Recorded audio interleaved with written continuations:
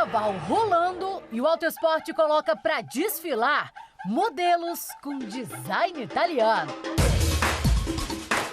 Nessa época aqui, os faróis eram de vidro, mas eles serviam para várias marcas diferentes. No enredo de hoje, a mística dos GTs. Esse carro tem tantos itens de performance que a marca criou até um aplicativo na central multimídia focado em pista.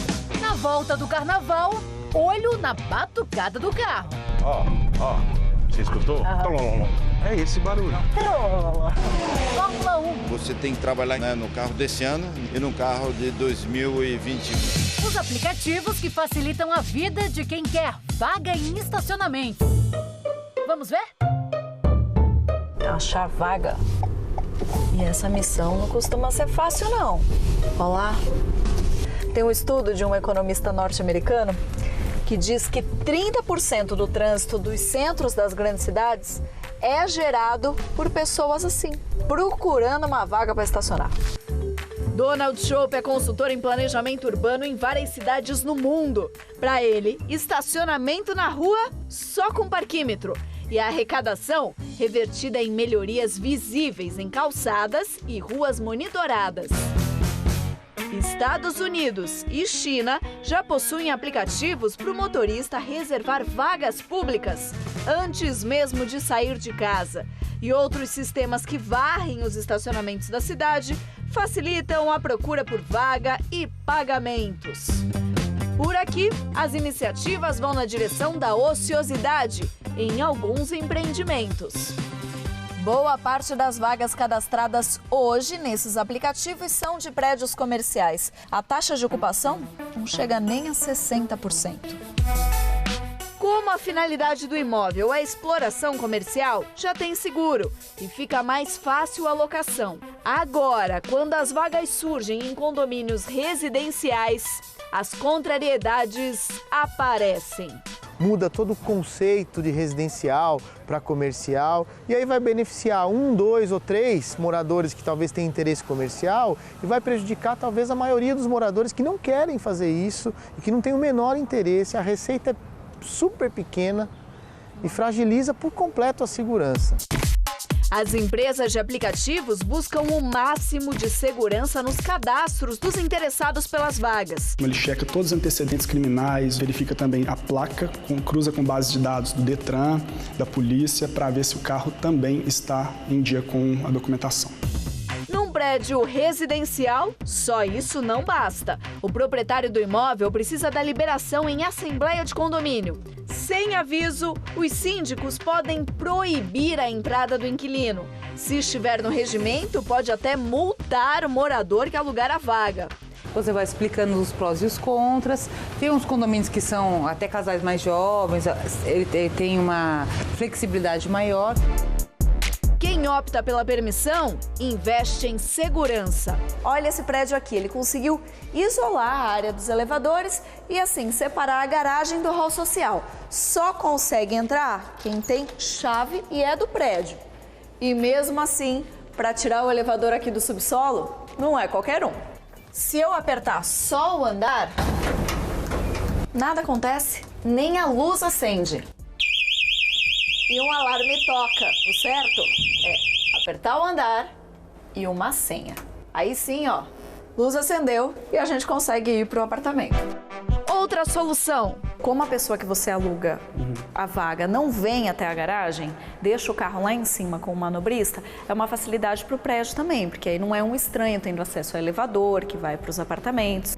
De qualquer forma, a presença de estranhos no interior do prédio causa apreensão. Entrou alguém que alugou a garagem para passar uma tarde. Se essa pessoa bater num carro, raspar num carro, qual é a garantia que ele vai ter boa fé e vai falar, olha, eu bati num carro? Polêmicas à parte, quem quer um lugar para estacionar, agradece. Mas você tem, 7 minutos para sair. Como eu tô acostumado a usar aqui o prédio, eu sei que 7 minutos dá onde sobra. A gente vai pegar o elevador, vai até o térreo aqui e aí eu faço o que eu tenho que fazer.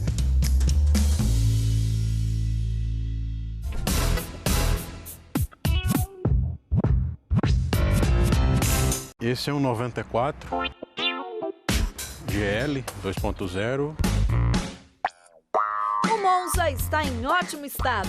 Tem muita gente que ainda gosta do modelo. É espaçoso. Uma das coisas mais difíceis nesse modelo de Monza é encontrar um com o interior íntegro. Então, quanto melhor for preservado o interior, maior valor agregado terá o carro. Esse modelo vem só câmbio automático de 3 marchas e direção hidráulica. Já nesse outro, valeu um investimento em acessórios de uma versão acima. Foi colocado o volante do Monza Classic, o painel digital do Monza Classic e o computador de bordo. Na hora de olhar motor, especial atenção com a correia dentada. Se ela quebra, o conserto pode ficar mais caro que o carro. A gente chama de correia sincronizadora porque ela sincroniza o movimento superior do motor com o movimento inferior. O que é? Ele faz com que a parte do cabeçote trabalhe em conjunto com a parte do motor. Por exemplo, pistão sobe, válvula sobe, pistão desce, válvula desce. Quando os dentes da correia perdem eficiência, o risco é de problemas sérios no motor. Ela escapa e pode entortar válvula, biela. Esse desgaste aqui quebrou 2 dentes. Se quebrar mais algum aqui, ó, é certeza que ele ia patinar. Esse aqui, no caso, ainda conseguiu fazer a troca sem danificar o motor. Nesse carro também vai o tensionador e trabalha junto com esse sistema aqui a bomba d'água. Então, o certo é trocar todos esses componentes aqui, ó. O preço vai depender da marca. Com peça e mão de obra, tudo aí vamos pôr uns 450, 500. Bem mais em conta que uma retífica. O mais simples aí você vai gastar de 800 a 1.200. Agora, se for uma mais complicadona, passa do 7. Eu precisava de um carro que fosse simples, espaçoso, confortável, relativamente econômico e que atendesse à necessidade na época. O Monza dos anos 90 ainda roda bem, mas para valer a pena, tem que cuidar. O Autosport volta já com Fórmula 1. O design italiano de ontem ainda é inspirador. Depois do carnaval, olho na suspensão. E porque o Gran Turismo é bom de estrada.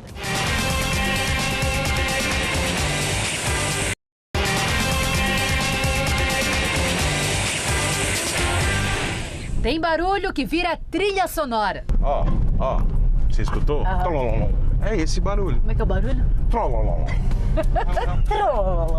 Férias à vista e qualquer trololom merece ser investigado. Você vai trocar o amortecedor? Nunca falam da bieleta. Pra trocar a bieleta. Bieleta, né? É um nome até quando você ouve, mas bieleta, já ouvi falar. Biela, beleza. O nome até parece, mas a função, a biela fica dentro do motor. Ela é a ligação entre a parte de baixo e o pistão. E a bieleta fica presa aqui, ó, na barra estabilizadora. Essa barra passa por todo o carro, vem até esse outro lado e tem a função de deixar o carro mais firme na hora que entra numa curva. Agora, o que dá a sustentação para essa barra são as bieletas. Tem uma de cada lado. Ela fica aqui, ó, conectada ao amortecedor. A gente balança o carro simulando que ele tá andando na rua, né? Passando em buraco. Nossa, que barulhão. Essa aqui tá feia. Então, se eu for lá, eu consigo ver ela se mexendo? Sim. Ó, aqui tá a bieleta e aqui embaixo é onde vai aparecer a folga. Pode ir, Fê. Tá aqui o problema. Tá tudo certo. Quer dizer, não tá nada certo. Uma haste comprida pode vir na direção da roda, né? E pegar o pneu, entrar aqui no meio da roda. Aí faz um barulho bem maior. O que o Denis falou é que ele ouve mais barulho desse lado. Sim. Mas o problema pode estar indo pro lado de lá também? Pode, porque vai sobrecarregar o lado de lá, né? Imagine as bieletas como um par de muletas para distribuir peso e pressão. Se uma não faz o serviço, a suspensão fica desequilibrada. E esse desequilíbrio compromete a dirigibilidade nas curvas. Se você perde um deles, você acaba tendo que jogar aquela mesma carga sendo concentrada, né, em metade, em parte, né, parcialmente, entre esses apoios seus. Então você pode sobrecarregar uma peça Quanto tempo mesmo para trocar? Uns 10 minutinhos. 10 minutos? 5. Vamos ver. A peça custa em média R$90. É importante trocar os dois lados. Tá aqui a bieleta com problema. Essa folga aqui é que causa todo aquele ruído. Isso, ela fica bem mole aqui, bem maleável, e aí cria a folga. Deixa eu ver essa aqui. Você vê a diferença. Nossa, essa aqui não mexe. Em tempos de controle de gastos, manutenção preventiva é um bom investimento. O carro do Denis está com 100 mil quilômetros e agora roda suave. Sem barulho, bieleta em dia, segurança em dia. E meu vidro não faz. 2020 com cabeça em 2021. Será? Olha, tem um regulamento novo em 2021. Nós já começamos o trabalho no carro. Aliás, esse é um ano único onde você tem que trabalhar no carro desse ano e no carro de 2021. São grupos separados e complica mais ainda, né? Porque 2021 é uma mudança grande de regulamento, muda o tamanho dos pneus, muda todo o regulamento aerodinâmico, que eu acho que vai ser uma coisa boa para a Fórmula 1. Olha, na verdade, o que estão buscando para 2021 é um conceito completamente diferente de qualquer outra fase ou época da Fórmula 1. Tudo bem que vai ter o efeito solo, mas com características diferentes, né? O efeito solo tem como uma das peças principais o assoalho, que muda a forma como o ar passa por baixo do carro. Foi muito usado nos anos 70 e 80. Naquela época era simplesmente para tornar o carro mais rápido de curva. E agora não é esse o objetivo. O objetivo, na verdade, é fazer com que a corrida seja melhor, com que os carros possam seguir uns aos outros. E basicamente o que eles fazem é o seguinte, o ar que sai do carro que vai à frente, ao invés de ir para trás, ele vai para cima. Você vê hoje em dia que numa distância de 2 segundos de diferença, o carro que vem atrás já é afetado. Então, muitas vezes, ele se aproxima, chega lá 1,5 segundos, 2 e não sai disso. A turbulência faz com que os carros atuais percam cerca de 45% de downforce. Em 2021, esse número pode cair para menos de 10%. Então, para 2020, vamos ficar de olho em como a Mercedes vai resistir à evolução de Ferrari e RBR. E agora, presta atenção, porque só tem carro bonito. Para falar em design de carro, para onde os seus olhos voam primeiro? À frente, com grades e faróis marcando identidade. Laterais, com linhas de cintura elegantes. Ou esportivas, até cinematográficas. Dentro ou fora do carro, essa história de design atravessa o tempo. O DeLorean é um personagem que viaja ao passado e ao futuro no filme De Volta para o Futuro. Inspirado nesse passeio, há quem diga que a linha do tempo é flexível, se move com a inspiração. Nessa época aqui, os faróis eram de vidro, mas eles serviam para várias marcas diferentes. O artista, na hora de criar o carro, quebrava a cabeça, viu? Esse caso aqui, a grade um pouquinho mais baixa escondia o farol lá dentro. Então ele precisou criar essa parte aqui escamoteável para o farol não perder a funcionalidade. O mesmo farol também estava no Lamborghini 400 GT. Bom, aqui a gente tem um carro moderno. E dá para perceber muito bem o uso da tecnologia. A gente consegue, com uma simples forma, um elemento com uma linha de luz, um trabalho a LED, criar toda essa identidade. Conjuntos óticos, sejam dianteiros ou traseiros, sempre são aspectos importantes para construir identidade. E pode olhar bem esses modelos, todos com design italiano. A gente pode perceber que nos carros, antes a gente tinha uma peça encaixada, né? A forma ela era um pouco restrita, tanto para a lanterna quanto para o farol. E hoje, com a tecnologia de manufatura industrial, eu consigo trazer, por exemplo, a lanterna ela sai da traseira, pega a lateral, muitas vezes até na tampa do porta-malas, ela envolve, ela abraça muito mais. O que a gente pode olhar para esses carros e encontrar ainda nos carros atuais? O que para a gente contenta muito o design italiano. São os materiais também, certo? Que são muito sofisticados em ótica tecnologia. Touring superligeiro usou estruturas de aço e colocou alumínio em cima para deixar os carros mais leves. No outro lado, conhecemos muito bem quanto é bom o italiano trabalhar em couro. Aço e couro. Uma bela combinação que chega ao interior dessa Maserati Ghibli de 1971. Esse é um couro legítimo, ele tem uma textura super suave. Isso eu consigo reproduzir hoje em plástico, em vinil, em vários outros materiais. E financeiramente mais viável. Sim. A linha do tempo traz novas formas de pensar o design. O computador encaminha os primeiros traços.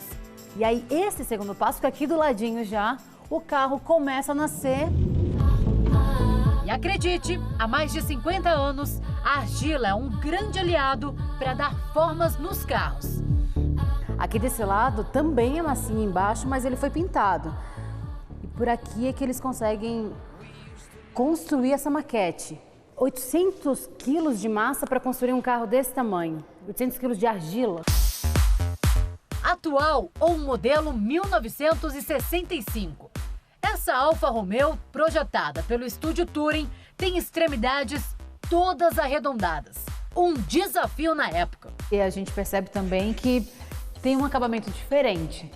Não tem nenhuma emenda, vamos falar assim? Cada carro foi retrabalhado manualmente em certos momentos, então por isso você não vê divisões onde tem. Divisões entre peças existem, só que foram fechados, pintados manualmente.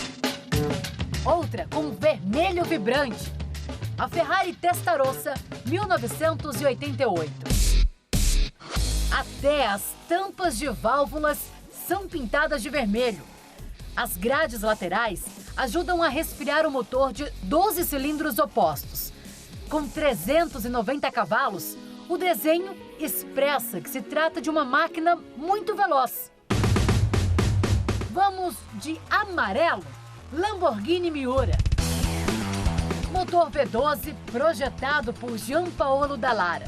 Chegava a incríveis 300 km por hora. Nos anos 80, ele até montou uma equipe de Fórmula 1. E hoje fornece protótipos para várias competições, entre elas a Fórmula 2. Agora eu vou dar uma voltinha. Viu a sintonia? Se for para vir gravar e não para combinar com o carro, eu nem venho. Olha só. Ó, esse aqui foi desenhado pelo Pininfarina, a gente observa aqui no painel, inclusive, tá aqui o nome dele na frente. Hora de dirigir, combinandinho, uniforme em dia. Vamos lá? Quando você senta, já sente que a visão muda demais, porque ele é bem baixinho, mas o banco, ele te abraça também, ao mesmo tempo ele tem que ser gordinho, tem que ser confortável, porque ele é um carro que serve para tudo. Tanto para ser esportivo como para usar no dia a dia. Um privilégio, só 5 unidades dessa versão com motor turbo vieram para o Brasil. A aspirada foi vendida de 93 a 97.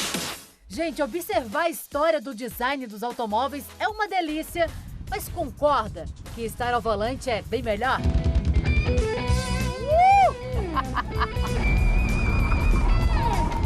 Vão brigar comigo, vocês ouviram? Parem! Daqui a pouco, por que viajar de GT é muito bom?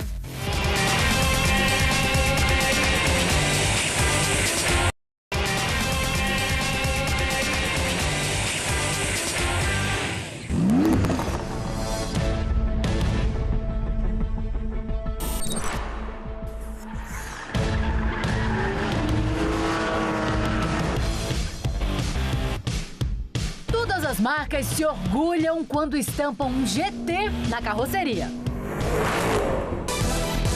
Do Gol ao lendário Ford GT. Mas afinal, o que é um GT?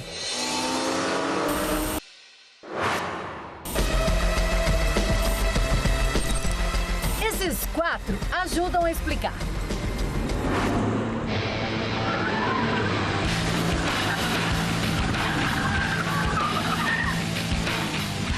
Uma coisa muito importante do Gran Turismo é ter peças e atributos de um carro de corrida. Esse aqui tem freios Brembo, que é uma marca muito famosa no mundo de Fórmula 1, e tem performance de corrida.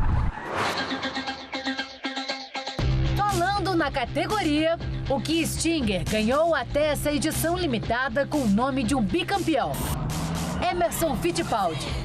O motor V6 biturbo com 370 cavalos. Caraca, velho, olha só.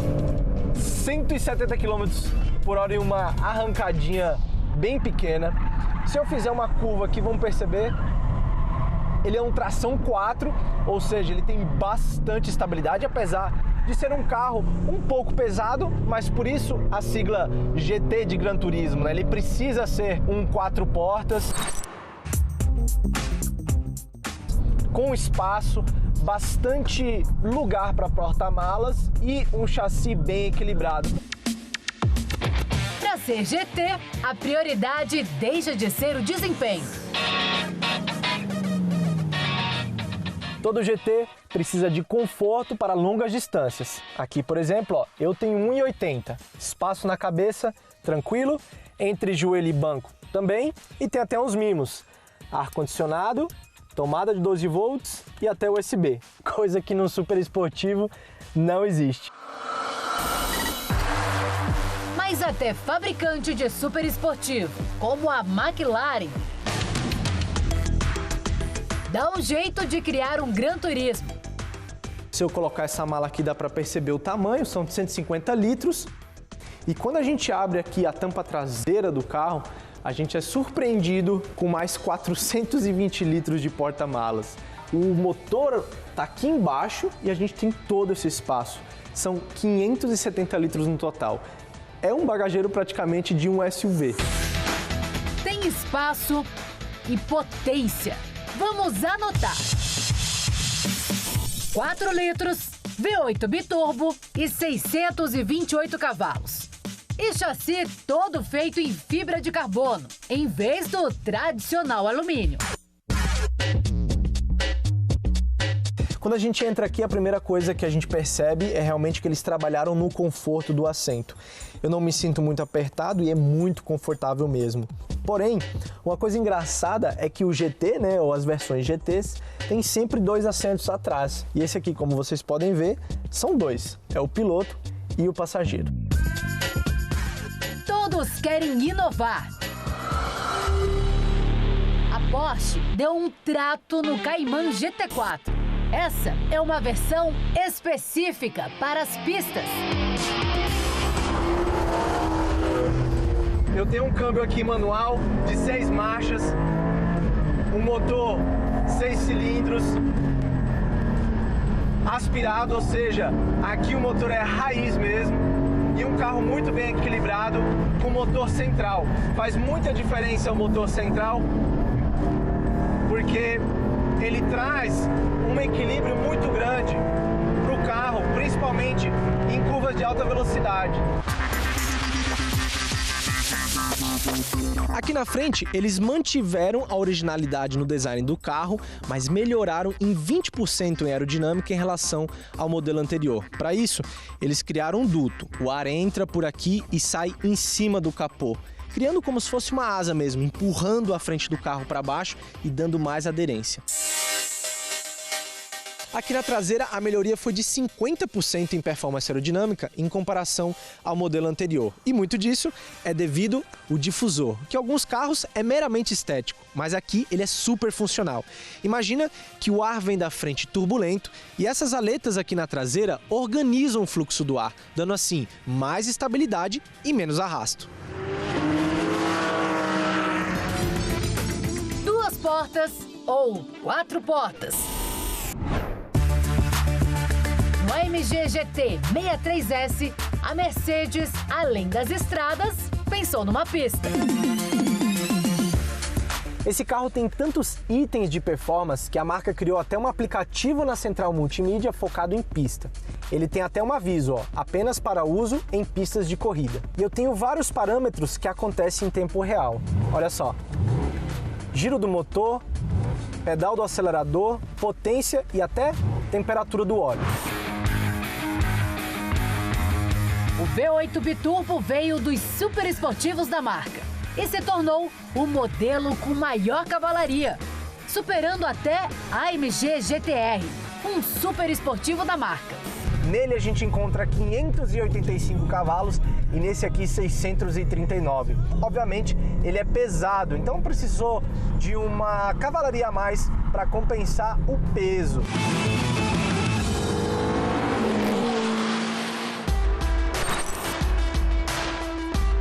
A suspensão inteligente lê como está a aderência e ajuda a reagir se o carro escapa de frente ou de traseira. 180, quase 200 por hora, eu vou fazer uma curva aqui. Olha quanto grudado o carro é.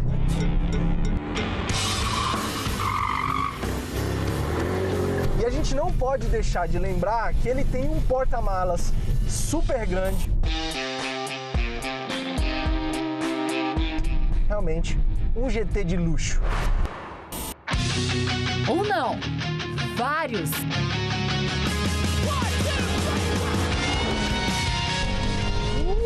Vamos nessa! Bom domingo pra você e uma ótima semana. Tchau, tchau!